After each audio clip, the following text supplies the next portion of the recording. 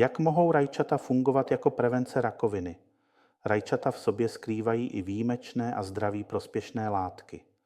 Pravidelná konzumace rajčat totiž může hrát roli v prevenci některých typů nádorových onemocnění, především díky obsahu silného antioxidantu lykopenu. Lykopen je červené rostlinné barvivo karotenoid, které dává rajčatům jejich sytou barvu. Patří mezi silné antioxidanty, což znamená, že pomáhá chránit buňky v těle před poškozením způsobeným volnými radikály. Právě tyto volné radikály mohou přispívat k rozvoji různých chorob, včetně rakoviny.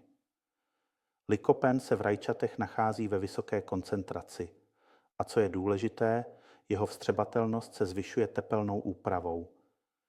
Vědecké studie ukazují, že lykopen z rajčat může mít ochranný účinek zejména u těchto typů rakoviny. Rakovina prostaty, rakoviny prsu, také u rakoviny plic, slinivky, tlustého střeva a konečníku.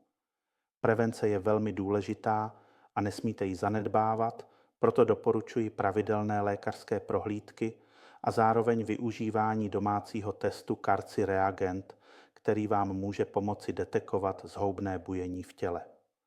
Pokud se vám video líbilo, dejte nám like a odběr. Velice děkuji